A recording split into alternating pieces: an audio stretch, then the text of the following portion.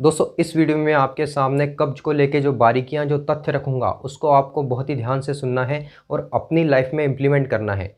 अगर आप ये बारीकियां ध्यान से सुन लेते हैं और अपनी लाइफ में इम्प्लीमेंट कर सकते हैं तो आपकी जो कब्ज की समस्या है वो 110% गायब हो जाएगी। आप ये चीज़ दूसरों को भी शेयर कर सकते हैं कि कैसे आपने अपनी कब्ज को पूरी तरह से ठीक कर लिया। दोस्तों सबसे पहले हम ये समझते हैं कि कब्ज क्या होती है, उसकी डेफिनेशन क्या है। देखिए, जब किसी को कब्ज हो जाती है तो उसके पेट में जाम क्रिएट हो जाता है। सम टाइम ये मल का जाम होता है, कहाँ पर, स्मॉल इंटेस्टाइन में, और सम टाइम ये लार्ज इंटेस्टाइन में भी होता है। और मोस्टली ये लार्ज इंटेस्टाइन में मल का जाम लग जाता है। और मल जब आप त्यागने जाते हैं तब आप प्रेशर भी लगाते हैं तब भी आपका मल पूरी तरह से बाहर नहीं निकलता है। आपको दिन भर फुलनेस फील होती है, आपको किसी भी काम में मन नहीं लगता है, आप कॉन्शियस नहीं हो पाते हो। बिकॉज हमारा जो गट होता है उसका सीधा कनेक्शन हमारे ब्रेन से होता है, न्यूरोलॉजिकल कनेक्शन होता है। उस वजह से आपको बहुत सारी प्रॉब्लम्स होती है, आप फोकस भी नहीं कर पाते हो और आपका पूरा दिन खराब जाता है जब आपके पेट से मल साफ नहीं होता है तब। तो सबसे पहले हम ये समझते हैं हमारी बॉडी की नॉर्मल फंक्शनिंग को बहुत ही कम शब्दों में। देखिए, जब भी हम फूड खाते हैं तो फूड हमारे स्टमक में आता है, ठीक है। स्टमक में जैसे ही हमारा फूड आ गया, यहाँ पर HCl सिक्रीट होगा जिसको बोलते हैं हाइड्रोक्लोरिक एसिड। दोस्तों ये जो HCl होता है ये वेरी वेरी वेरी एसिडिक होता है, यानी बहुत ज़्यादा एसिडिक होता है। जो भी आप भोजन करते हैं उसको क्या करता है, HCl गला देता है और पेस्ट बना देता है। साथ ही आपके भोजन में जो भी बैक्टीरिया उपस्थित होते हैं उनको भी HCl क्या करता है, किल कर देता है। अब ये जो HCl होता है इसका pH होता है 1 to 3।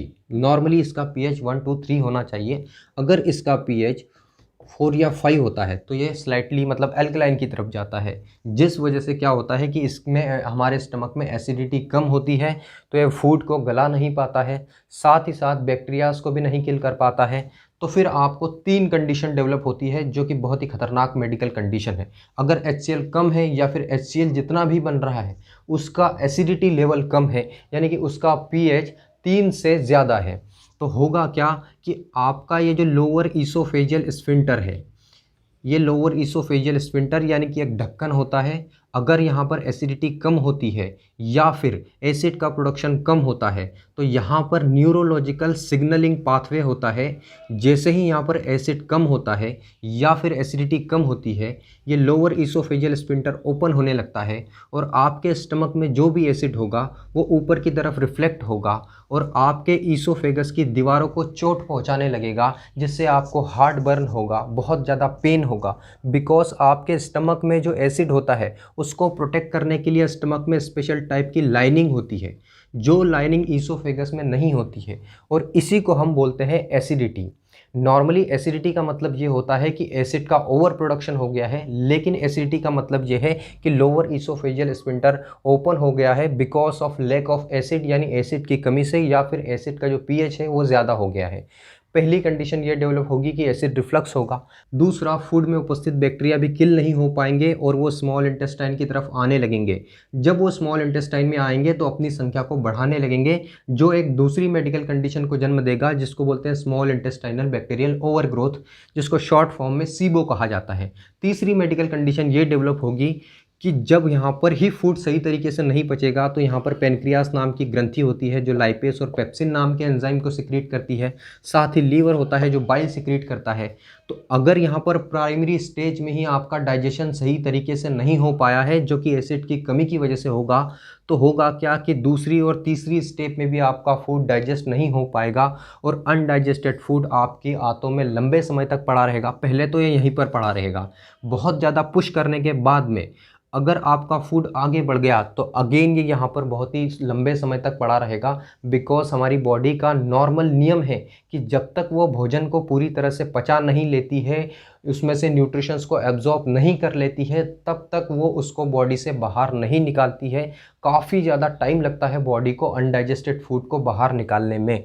अब अनडाइजेस्टेड फूड अगर आगे आ भी जाता है स्मॉल इंटेस्टाइन में, तो इस अनडाइजेस्टेड फूड में से न्यूट्रिशंस कैसे एब्जॉर्ब होंगे, कैसे हमारी बॉडी में पोषक तत्व जाएंगे और फिर आपको क्या होगा, माल न्यूट्रिशंस होगा, आपके शरीर में पोषक तत्वों की कमी होगी, जिससे अगेन कई सारी प्रॉब्लम्स डेवलप होगी। इसके अलावा हमारा जो फूड होता है उसको आगे बढ़ाने के लिए हमारे डाइजेस्टिव सिस्टम में यानी कि हमारी आंतों में कोई ऐसी चीज़ तो नहीं लगी है जो कि फूड को आगे ढकेलती है। हमारा फूड ऑटोमेटिकली आगे बढ़ता है और ये फूड ऑटोमेटिकली आगे इसलिए बढ़ता है क्योंकि हमारे ऑटोनोमिक नर्वस सिस्टम द्वारा कंट्रोल किया जाता है। हमारे पाचन तंत्र की जितनी भी प्रक्रियाएं हैं, जैसे एसिड का सिक्रीशन, बाइल का सिक्रीशन, लाइपेस और पेप्सिन का सिक्रीशन, ये सब ऑटोमेटिकली हो रहा है। ये हमारे हाथों में तो नहीं है कि हम सिग्नल दे रहे हैं हमारी बॉडी को कि बाइल सिक्रीट करो या फिर HCl सिक्रीट करो। ये सब ऑटोमेटिकली हो रहा है। और मोस्ट इंपॉर्टेंटली हमारा फूड भी ऑटोमेटिकली आगे बढ़ रहा है क्योंकि हमारी आंतें मूवमेंट करती है। इस मूवमेंट को मेडिकल भाषा में पेरिस्टालसिस मूवमेंट बोलते हैं। तो ये सब प्रक्रिया कैसी होती है, ऑटोमेटिक होती है, हमको कुछ भी करने की ज़रूरत नहीं पड़ती है। इसको बोलते हैं रेस्ट एंड डाइजेस्ट, मतलब अपने आप हो रही है, हमको कुछ भी करने की ज़रूरत नहीं है। अब ये प्रक्रिया जब अपने आप हो रही है तो ये ऑटोनोमिक नर्वस सिस्टम द्वारा कंट्रोल की जाती है। क्योंकि हम जो कुछ भी काम करते हैं, जैसे मैं यहाँ पर लिख रहा हूँ कुछ, तो मैं कॉन्शियसली कर रहा हूँ, बट ये सब क्या है, ऑटोमेटिक हो रहा है। ये सब ऑटोमेटिक हो रहा है तो हमारे ऑटोनोमिक नर्वस सिस्टम का भी बहुत ही बड़ा रोल है कॉन्स्टिपेशन जैसी समस्या पैदा होने में। अब दोस्तों, जब आपको कॉन्स्टिपेशन हो जाती है तब आप देखना कि आपको कितनी खतरनाक बीमारियां हो सकती है। कॉन्स्टिपेशन जब होगी तो आपका फूड लंबे समय तक आंतों में पड़ा रहेगा। तो अगर आपका फूड स्मॉल इंटेस्टाइन में पड़ा है तो स्मॉल इंटेस्टाइन का काम है न्यूट्रिशंस को, पोषक तत्वों को एब्जॉर्ब करना। अब आपका जो फूड पड़ा है यहाँ पर क्या है कि स्मॉल इंटेस्टाइनल बैक्टीरियल ओवरग्रोथ भी हो गया है because of lack of HCl। अब क्या होगा कि यहाँ पर की जो है बैक्टीरिया की संख्या बड़ी है तो जो आपका फूड है उसको बैक्टीरिया फर्मेंट करने लगेंगे और फर्मेंट जब फूड होगा तो वो सड़ने लगेगा। वहीं पर सड़ने के बाद में उसमें बहुत सारे टॉक्सिन्स बनेंगे और उस टॉक्सिन्स को आपकी बॉडी द्वारा एब्जॉर्ब कर लिया जाएगा बिकॉज आपकी बॉडी अपना काम रेगुलरली करती रहती है। इसके अलावा जब आपका फूड लार्ज इंटेस्टाइन में लंबे समय तक पड़ा रहेगा तो वो सख्त हो जाएगा क्योंकि आपकी बॉडी उसमें से क्या करेगी, पूरी तरह से पानी को अब्जॉर्ब कर लेगी, पानी अवशोषित हो जाएगा और ये फूड है और ज़्यादा ठोस हो जाएगा। और जब भी फूड और ज़्यादा ठोस हो जाएगा तो ये अगेन आपके मूवमेंट में कमी पैदा करेगा और जब भी मूवमेंट में कमी पैदा होगी आपको प्रेशर लगाने की ज़रूरत होगी। और जब आप प्रेशर लगाएंगे तो होगा क्या कि आपकी आंतों में खरोच उत्पन्न होने लगेगा, साथ ही आपके स्मॉल इंटेस्टाइन में जो भी बारीक बारीक नसें हैं वो फूलने लगेगी और वो फूल के बाहर आने लगेगी। उस वजह से फिर आपको क्या होगा, पाइल्स यानी कि बवासीर भी डेवलप हो सकती है।